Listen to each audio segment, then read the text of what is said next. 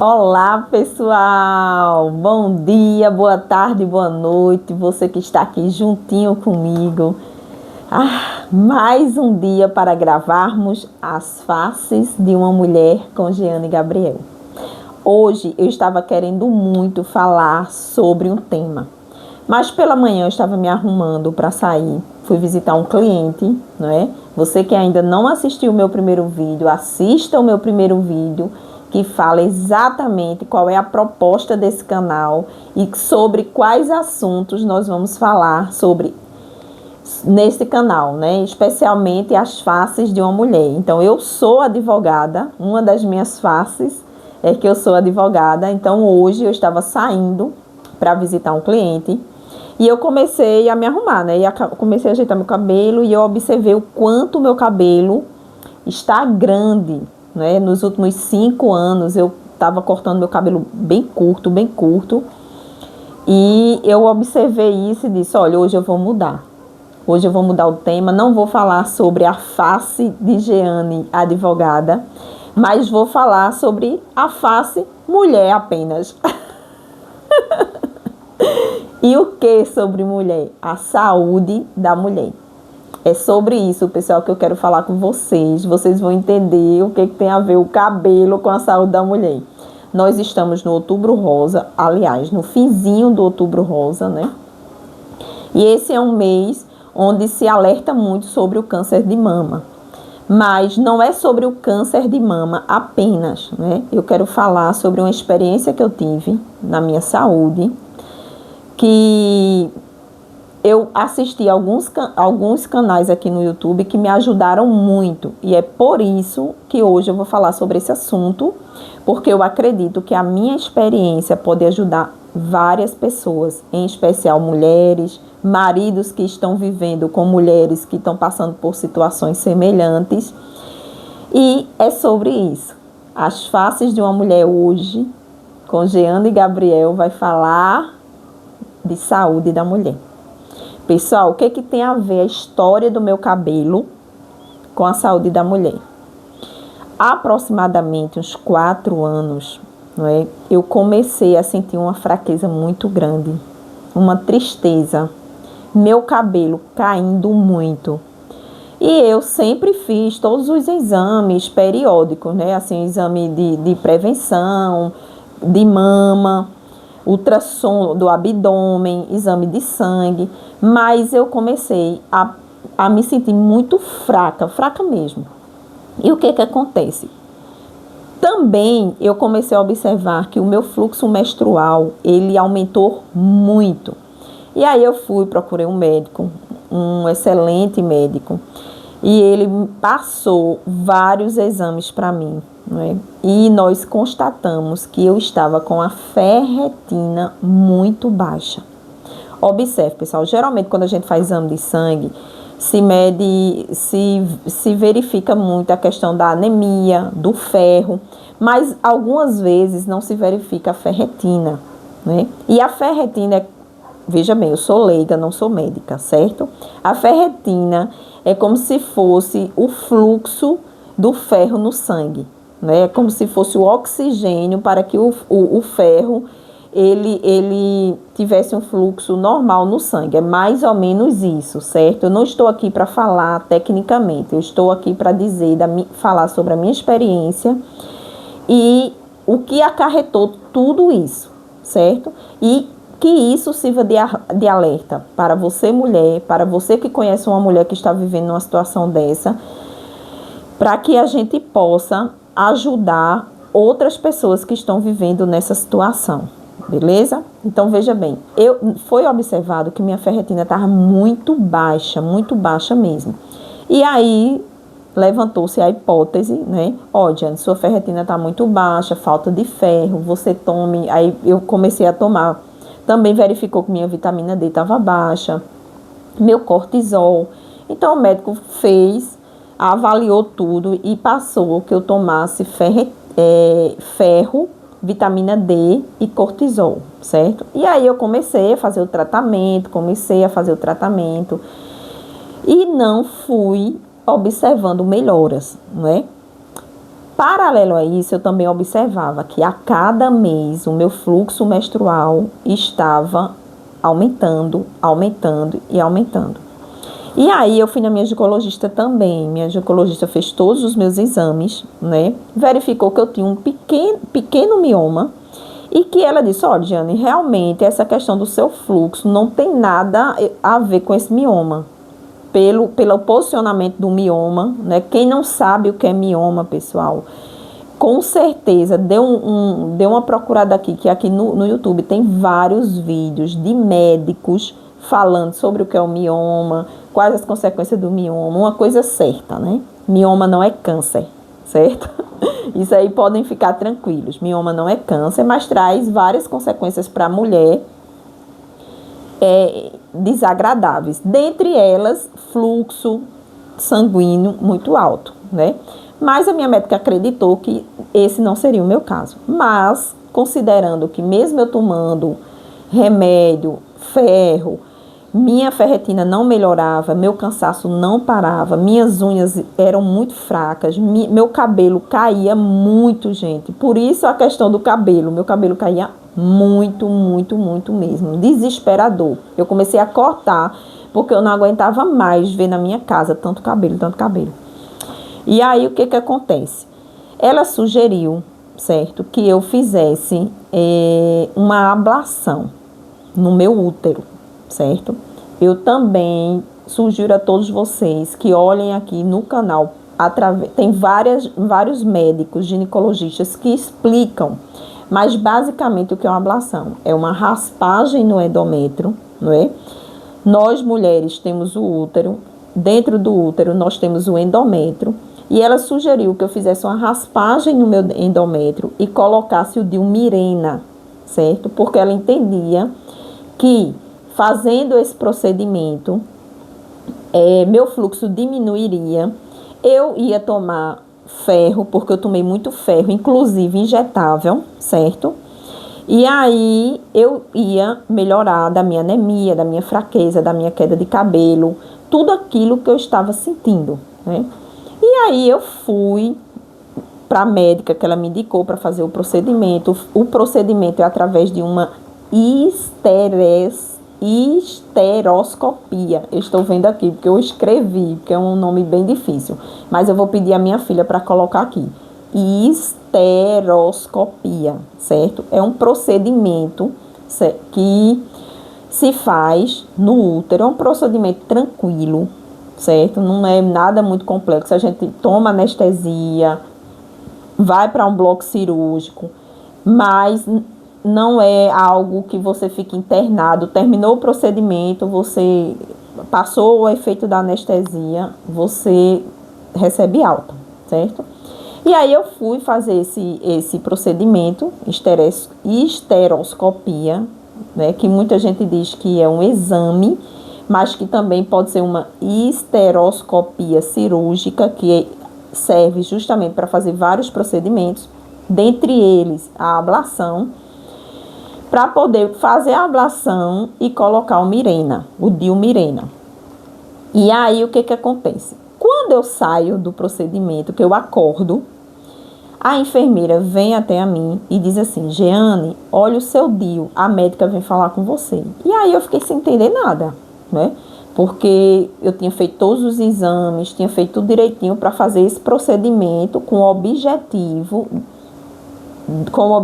do fluxo menstrual diminuir, certo? E melhorar a minha questão da anemia, da questão da ferretina, não era nem a questão da anemia, a questão da ferretina e dessas taxas que estavam influenciando diretamente na minha vida, porque eu estava muito fraca, como eu já falei, certo? E aí a médica veio e conversou comigo. Eu disse: ó, Jeane, veja bem, a gente ia fazer uma ablação, mas eu observei que o seu mioma, ele está bem maior do que o que a gente viu na ultrassom. E aí eu não vou mais fazer a ablação e nós vamos tirar esse mioma, certo? Só que eu não consegui tirar esse mioma de uma vez. Quando vocês virem os vídeos sobre a histeroscopia, vocês vão observar que é um procedimento que tem algumas limitações.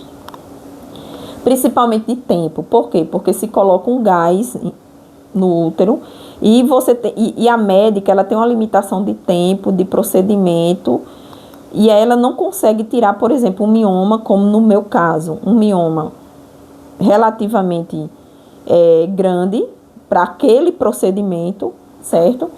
De uma vez. Então ela me sugeriu, olha, a gente vai precisar de um segundo tempo. Ela chamou assim. Aí eu fiquei muito triste, gente. Eu fiquei muito triste porque eu digo, meu Deus.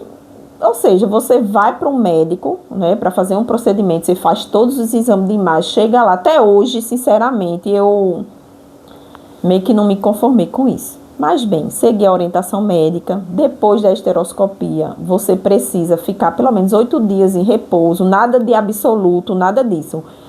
Você já sai no mesmo dia, você só fica tomando medicação, né? Porque foi mexido em você fez um procedimento, queira ou que não queira, invasivo. E com 5 dias, você tá a sua vida normal. Beleza. Mas você tem que aguardar 45 dias para fazer um novo procedimento. E assim eu fiz. Com 45 dias depois, marquei, voltei lá, com a esperança dela tirar o mioma e colocar o Mirena. Quando eu saio do procedimento, que eu acordo, infelizmente o Mirena está nas minhas mãos outra vez.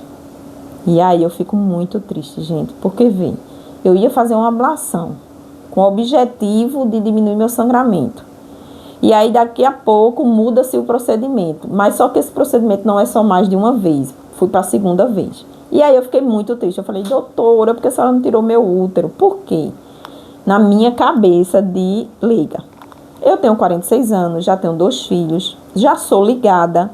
Então, para mim, era muito melhor que tivesse tirado meu útero, na minha cabeça. Mas ela disse, não, Giana, as coisas não são assim, a gente não deve tirar o útero assim. Esse procedimento é um procedimento simples.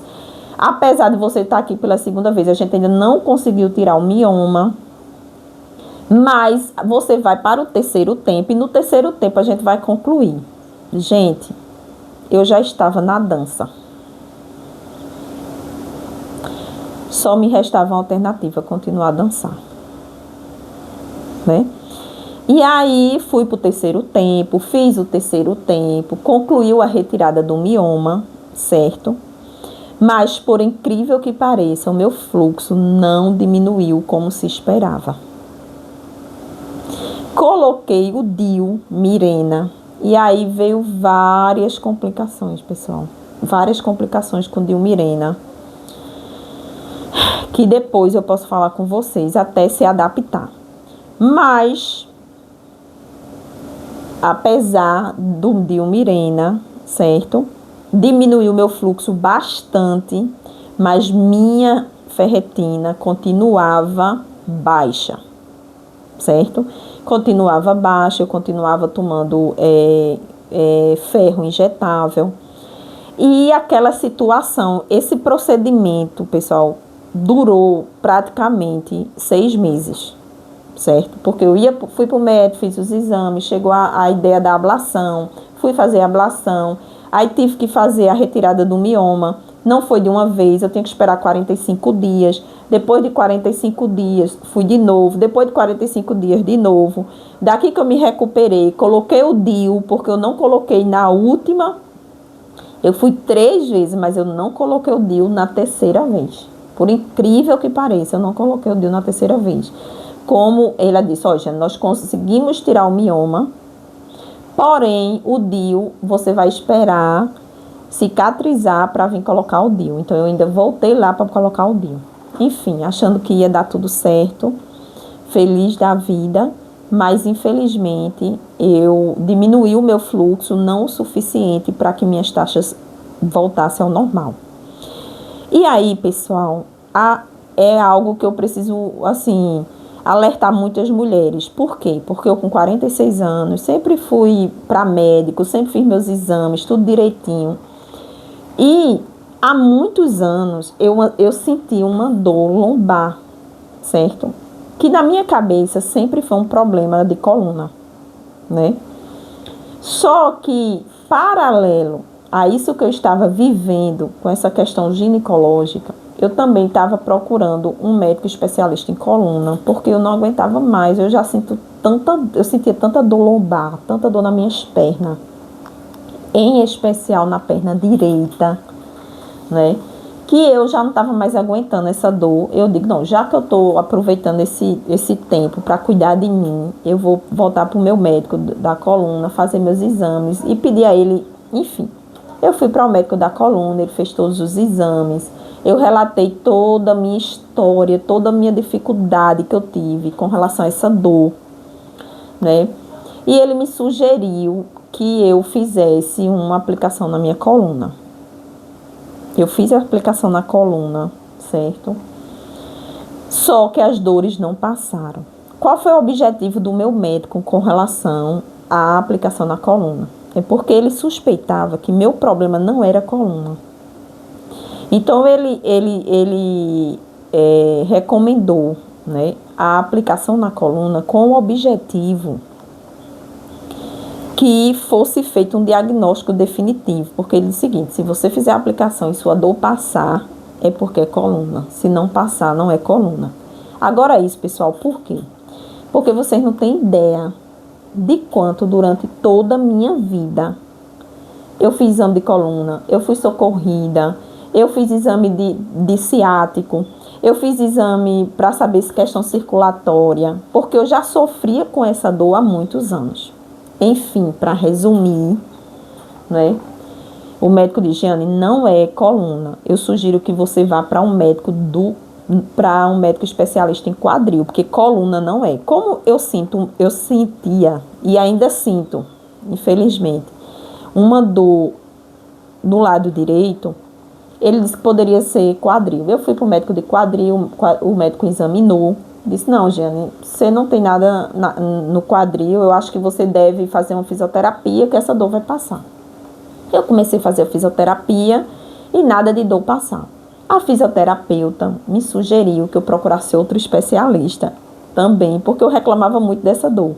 Pessoal, veja bem, até aqui, essa dor nada tem a ver com tudo aquilo que eu contei com relação à questão do mioma, do útero e etc. Beleza? Pois bem, eu fui para esse especialista indicado pela minha fisioterapeuta. Contei tudo para ele, tudo da minha vida, levei todos os exames que eu já tinha feito, expliquei para ele que eu não suportava mais essa dor. E nessa consulta eu comentei com ele sobre esse procedimento que eu estava fazendo paralelo no meu útero, certo? E aí ele me examinou e conversou muito comigo e, para minha surpresa, ele disse assim, Jeane, veja bem, eu acredito que o seu problema nada tem a ver com coluna, nem nada tem a ver com quadril. Eu acredito que seu problema é endometriose. Eu, oi? Não, doutor. Não tem como. Não tem como ter endometriose. Pessoal, veja bem. Na minha visão limitada, a endometriose, você tinha que sentir muita cólica menstrual. A endometriose, você tinha que ter problemas nas relações sexuais. Na minha visão, a endometriose tinha outros sintomas. Você não poderia engravidar. Tinha outros sintomas que eu nunca senti. Então, na minha cabeça, jamais poderia ser endometriose, né? Mas ele insistiu, Jeane, procure um especialista em endometriose. E aí, pessoal, eu procurei um especialista em endometriose, né? Eu estou resumindo muito essa história, gente, porque foram meses, né, de saga, né? Meses de angústia, meses de... Meu Deus, eu não acredito. Enfim, eu fui para um especialista em endometriose. Nessa fase, eu descobri que a endometriose, apesar de ser uma doença muito comum entre as mulheres, é uma doença que poucos ginecologistas sabem realmente tratar, né? Mas, enfim, eu fiz o exame e, para minha surpresa, porque, sinceramente, eu fiz uma ressonância com contraste da pelve. E, para minha surpresa, o exame deu que eu tinha endometriose. E isso aí, pessoal, a partir daí, são capítulos para o próximo vídeo. Porque senão vai ficar um vídeo muito longo. E isso eu acho muito importante. Eu preciso falar da descoberta da endometriose, do que eu passei, até o que eu precisei fazer e até onde eu estou hoje. Então, eu peço a todos vocês que se interessaram pelo assunto, que me acompanhem no próximo vídeo, parte 2. Saúde da mulher, parte 2. Beleza? Muito obrigada. Que a minha experiência, que a minha vida esteja servindo de alguma forma para contribuir com a sua vida. Um cheiro, que Jesus nos abençoe e até a próxima com a graça de Deus.